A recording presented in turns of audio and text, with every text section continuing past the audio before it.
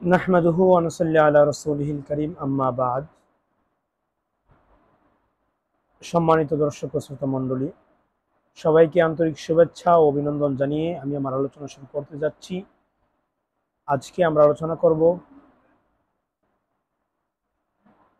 মহান এক সংস্কারক মুজাদ্দিদ কে নিয়ে। তিনি হলেন সৈয়দ জামালউদ্দিন আল হুসাইনি আল আফগানি রহিমাহুল্লাহকে নিয়ে।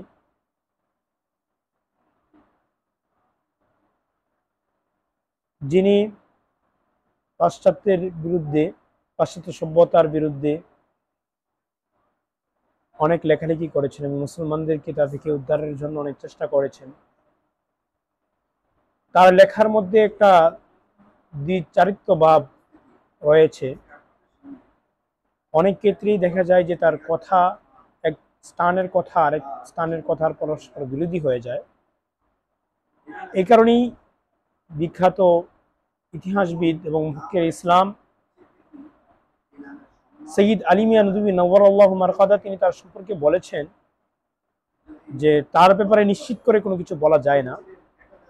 তিনি কেমন ছিলেন, তার প্রকৃতি কেমন ছিল, তার মনের অবস্থা কেমন ছিল, সেগুলো তার যে সমস্ত লেখা রয়েছে এবং তার বক্তবৃন্দরা যেই বিষয়গুলো রেকর্ড করে রেখেছে, সংরক্ষণ করে রেখেছে, সেই বিষয়গুলো থেকে সেটা স্পষ্টভাবে বোঝা যায় না। সুতরাং তিনি তার অনেক বিষয় রয়েছে যেগুলো সম্পর্কে সুস্পষ্ট কোনো ধারণা পাওয়া যায় না। বাকি তিনি একজন মুজাদ্দিদ ছিলেন, একজন সংস্কারক ছিলেন, যিনি ইসলামী বিশ্বের জন্য একজন রহমত স্বরূপ ছিলেন। আমরা তার সম্পর্কে খানিকটা জানার চেষ্টা করব।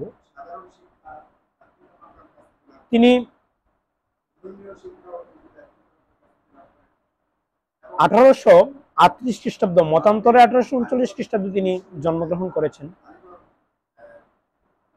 কোথায় জন্মগ্রহণ করেছেন সেটা নিয়েও আবার মতভেদ রয়েছে। কেউ বলেছেন যে তিনি জন্মগ্রহণ করেছেন আফগানিস্তানের আসাদাবাদ নামক স্থানে, আবার কেউ এটাকে বলেছেন এভাবে যে আফগানিস্তানের জালালাবাদের কোয়ান্টাম নামক গ্রামে তিনি জন্মগ্রহণ করেছেন 1839 খ্রিস্টাব্দে। আবার কেউ বলেছেন তিনি জন্মগ্রহণ করেছেন ইরানের আসাদাবাদ নামক স্থানে। যাই হোক, তবে তিনি আফগানিস্তানে জন্মগ্রহণ করেছেন সেই বিষয়টাই প্রসিদ্ধ। তার পিতার নাম ছিল সফদর, যিনি একজন বিশিষ্ট, একজন ক্ষমতাধর, প্রভাবশালী একজন মুসলিম ব্যক্তি ছিলেন। তিনি আফগানিস্তানের একজন প্রভাবশালী ব্যক্তি ছিলেন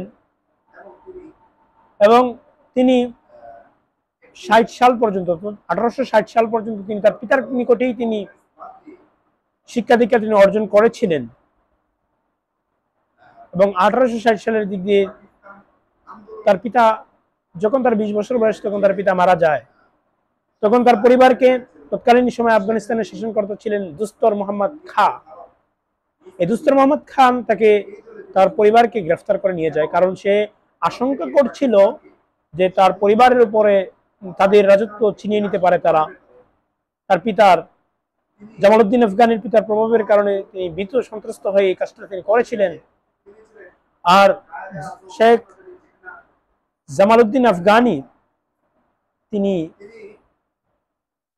পাশ্চাত্যের বিভিন্ন দেশে তিনি ভ্রমণ করেছিলেন এবং তিনি অনেক দক্ষ ছিলেন এবং তার জীবনের অনেক বড় একটা সময়, বিশেষ একটা সময় তিনি কাটিয়েছেন আফগানিস্তানে, তিনি কাটিয়েছেন মিশরে। এই কারণে তার অনেক অভিজ্ঞতা অর্জন হয়েছিল। এই কারণে তিনি 3টা বিষয়ের প্রতি লক্ষ্য করেছিলেন যে 3টা বিষয়ের বিপর্যয়ের কারণে মুসলিম উম্মাহ বিপর্যয়ের মধ্যে আছে। এই 3টা বিষয়ে উৎকর্ষ সাধন করতে পারলে মুসলিম উম্মাহ তাদের বিপর্যয় কাটিয়ে আবার সফলতার চূড়ান্ত চূড়ায় তারা আরোহণ করতে পারবে। এই কারণে তিনি 3টা বিষয় নিয়ে মৌলিক কাজ করেছেন। 1 নম্বর হলো যথার্থ ধর্মীয় শিক্ষা বিস্তার, 2 নম্বর হলো নৈতিক গুণাবলীর উৎকর্ষতা অর্জন, 3 নম্বর হলো রাজনৈতিক ক্ষমতা লাভ। এই 3টা বিষয়ে তিনি, এই 3টা প্ল্যাটফর্ম নিয়ে, এই 3টা বিষয় নিয়ে তিনি কাজ করে গেছেন এবং তার চিন্তা দর্শনের ক্ষেত্রে এইগুলোকেই তিনি প্রভাবিত করেছেন। এবং বলা যায় যে তিনি যে কাজগুলো করেছিলেন, তার যে চিন্তাধারা ছিল, তার যে সংস্কারমূলক যে কর্মকাণ্ড ছিল, তিনি তার লিখনির মাধ্যমে, তিনি তার বক্তৃতার মাধ্যমে, তিনি তার কথা চলন বলন সবকিছুর মাধ্যমে তিনি যে বিষয়টা প্রতিষ্ঠা করতে চেয়েছিলেন, এই তিনটা বিষয়ের ব্যাপক উন্নতি তিনি করতে চেয়েছিলেন। এবং তিনি পূর্ববর্তী মহান যে সংস্কারক ছিলেন তাদের পদাঙ্ক অনুসারী ছিলেন।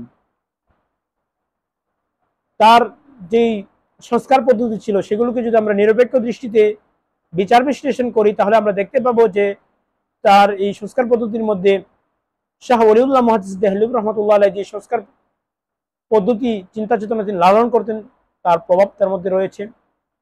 মোহাম্মদ ইবনে আব্দুল ওয়াহাব নজদি যে চিন্তা চেতনা লালন করতেন তার প্রভাব রয়েছে। বাকি তিনি তার দার্শনিক যে যুক্তিগুলো তিনি পেশ করতেন ধর্মীয় ব্যাপারে, সেগুলোর ক্ষেত্রে তিনি জার্মানি বিখ্যাত একজন দার্শনিক ছিলেন হেগেল। তার যেহেতু তিনি তার সমসাময়িক ছিলেন, তিনি যখন জুগিয়েছেন তার কিছুদিন পূর্বেই তিনি মারা গেছেন। নিকটবর্তী হওয়ার কারণে তিনি তার লেখা দ্বারা, তিনি তার বক্তৃতা দ্বারা ব্যাপকভাবে প্রভাবিত ছিলেন। এই কারণে মূলত দ্বিধাদ্বন্দ্বতা সৃষ্টি হয়। তিনি দুইটা সমন্বয় সাধন করতে চেয়েছিলেন। এবং জামালউদ্দিন আফগানি তিনি রাজনীতির ক্ষেত্রে অনেক বেশি অবদান রেখেছেন এবং তার এই বিষয়গুলো একটা পর্যায়ে উসমানী খলিফার মানে চোখে পড়ে এবং তারা সেটাকে ভালো চোখে দেখেনি। এই কারণে তাকে একরকম একাকী করে রাখা হয়, জেলখানার মধ্যে রাখা হয়। এই বিষয়টা তার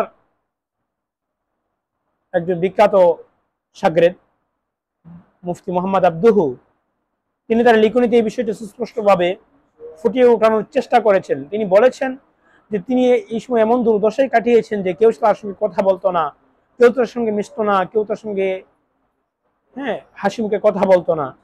এই কারণে তিনি একটা পর্যায়ে তিনি ক্যান্সার রোগে আক্রান্ত হয়ে গিয়েছিলেন। এবং এবং শেখ জামালউদ্দিন আফগানি তিনি এমন চিন্তা চেতনা লালন করতেন, তার চিন্তা চেতনার সাথে মোহাম্মদ আহমদ খান তার চিন্তা চেতনা এবং তার কাজের সাথে তার যথেষ্ট পরিমাণ মিল ছিল এবং তিনি এই বিষয়গুলো নিয়ে অনেক ব্যাপক পরিমাণে কাজ করেছেন। এবং আফগানিস্তানের শাসনকর্তা দস্তুর মোহাম্মদ খা যখন মারা যায়, তখন তার 3 সন্তানের ভিতরে এই বিষয়গুলো নিয়ে, যে রাজক্ষমতা কে নিবে, এই বিষয়গুলো নিয়ে তাদের মধ্যে বিতর্ক হয়। সেই বিতর্কের মীমাংসার জন্য জামালউদ্দিন আফগানিকে ডাকা হয় এবং তিনি খুব দক্ষতার সাথে এবং খুব নিপুণতার সাথে তিনি সেই কাজটা আঞ্জাম দিতে সক্ষম হয়েছিলেন। জামালউদ্দিন আফগানির চিন্তাধারা এবং লেখনী দ্বারা ভারতবর্ষের 2জন মহান ব্যক্তিত্ব খুবই বেশি প্রভাবিত ছিলেন। একজন হলেন ডক্টর ইকবাল, আরেকজন হলেন সৈয়দ আবুল আলা মওদুদী নবরাল্লাহু মারকাদা। এই 2জন খুব বেশি পরিমাণে তার আদর্শকে লালন করতেন, তার আদর্শকে গ্রহণ করতেন এবং তার আদর্শকে সামনে রেখেই তারা চলতেন। এজন্য সাইদ আলী মিয়া নদভী রহমতুল্লাহ আলাইহি বলেছেন যে তার লেখনীর ব্যাপারে আল্লামা ডক্টর ইকবালের অনেক বেশি আস্থা ছিল, অনেক বেশি উচ্চ ধারণা ছিল, সুউচ্চ ধারণা ছিল। জামালউদ্দিন আফগানি শুধু একটা ব্যক্তির নাম নয়, জামালউদ্দিন আফগানি এই নামটি একটি ইতিহাস, একটা দর্শনের নাম, একটা চিন্তা চেতনার নাম, একটা আন্দোলনের নাম, যিনি মুসলিম উম্মাহকে পুনরুজাগরণ করতে চেয়েছিলেন, ঘুমন্ত মুসলিমকে জাগ্রত করতে চেয়েছিলেন।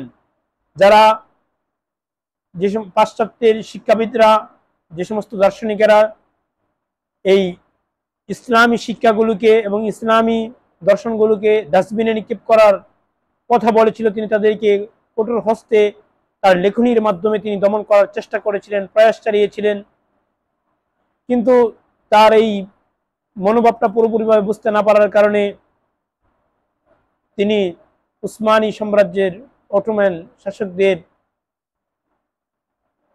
কড়া নজরে পড়েছিলেন। তারা তাকে কঠোরভাবে নজরাধীনে রেখেছিল। তিনি তার জীবনের বিশাল একটা অংশ মিশরে কাটিয়েছেন, আবার তার দেশ আফগানিস্তানেও তিনি বিপ্লব শিক্ষার ক্ষেত্রে, রাজনৈতিকতার ক্ষেত্রে, ক্ষমতা লাভের ক্ষেত্রে, নৈতিক শিক্ষার ক্ষেত্রে তিনি আজীবন চেষ্টা চালিয়ে গেছেন। এই মহান ব্যক্তি 1897 সালে তিনি মারা যান। এভাবেই পৃথিবী এক মহান ব্যক্তিকে বিদায় জানাতে বাধ্য হয়। তিনি চলে গেলেও তার আদর্শের অনুসারীরা এখনো পর্যন্ত রয়ে গেছে। বাকি তাকে অধ্যয়ন করতে হলে, তাকে পাঠ করতে হলে খুব সচেতনতার সাথে চোখ কান খোলা রেখে অধ্যয়ন করতে হবে। আজ এ পর্যন্তই আমরা আলোচনা এখানেই দিতে টানছি। দেখা হবে পরবর্তী নতুন কোনো বিষয়ে, নতুন কোনো ভিডিওতে। আসসালামু আলাইকুম ওয়া রাহমাতুল্লাহি ওয়া বারাকাতুহু।